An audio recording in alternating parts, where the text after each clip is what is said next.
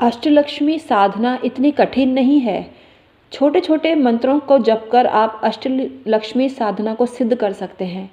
ये इतनी छोटी साधना है, बड़ी लगती है क्योंकि बहुत बड़ी साधना है, माता लक्ष्मी की साधना है।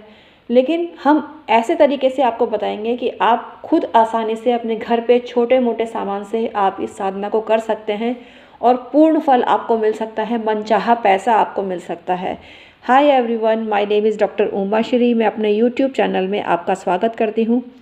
यहाँ इसी तरह की जानकारी आपको देने का प्रयास किया जाता है जो ज्योतिष, तंत्र, मंत्र, पूजा पाठ पर आधारित होती हैं।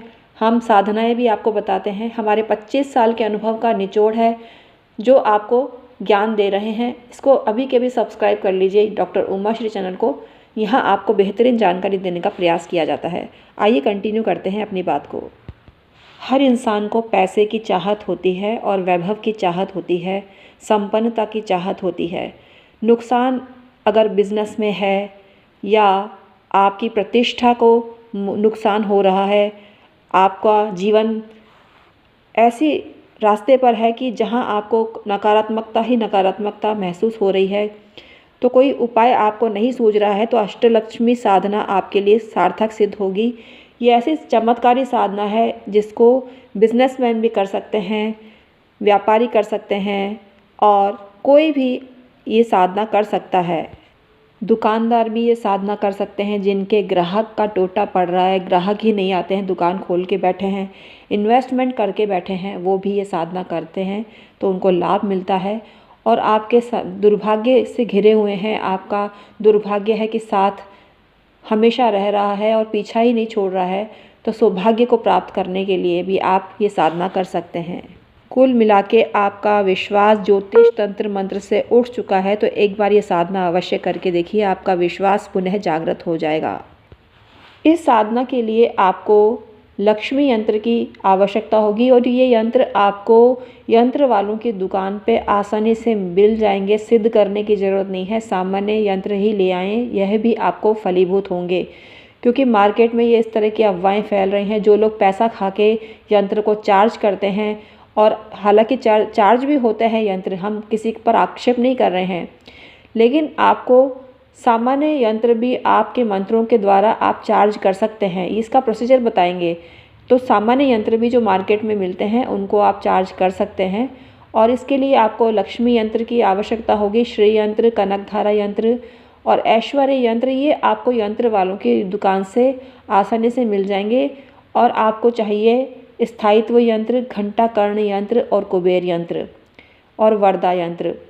इसके अलावा आपके ये यंत्र अवेलेबल नहीं हो तो आपको लक्ष्मी यंत्र और श्री यंत्र, कनकधारा यंत्र तो मिल ही जाएगा, कुबेर यंत्र भी आपको मिल जाएगा, व्यापार वृद्धि यंत्र आपको मिल जाएगा। तो इसको भी लाकर आप लाभ उठा सकते हैं।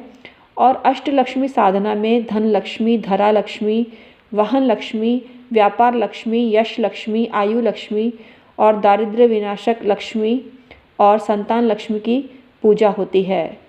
यही अष्टलक्ष्मी साधना होती है। इन लक्ष्मियों का आप स्टिकर भी ले सकते हैं, साधना के लिए प्रतिमा भी ले सकते हैं। अगर आप अफोर्ड कर सकते हैं तो चांदी की प्रतिमा लेवें या सिंपल धातु की प्रतिमा भी आप ले सकते हैं, मूर्ति ले सकते हैं, मिट्टी की मूर्ति भी ले सकते हैं। इस साधना में विशेष रूप से कनकधारा यंत्र का ध्यान करना होता है और ये मंत्र आपको बोलना पड़ता है।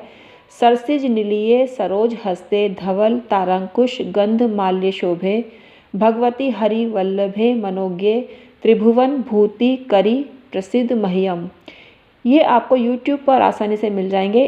अगर आप ये काम करना चाहते हैं, मतलब इनको सर्च करके YouTube पर पाना चाहते हैं, तो ये तुरंत आपको मिल जाएंगे। कनकधारा ध्यान के नाम से सर्च करिए और कनकधारा मंत्र भी आपको पढ़ना चाहिए, जो इस प्रकार है, मैं आपको बता रही हूँ। ओम वम श्रीम वम ऐं ह्रीम श्रीम क्लीम कनकधाराय स्वाहा।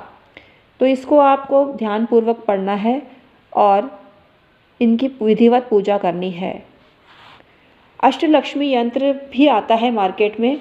अगर आपको अलग अलग यंत्र नहीं मिले तो अष्टलक्ष्मी यंत्र आपको मिल ही जाएगा।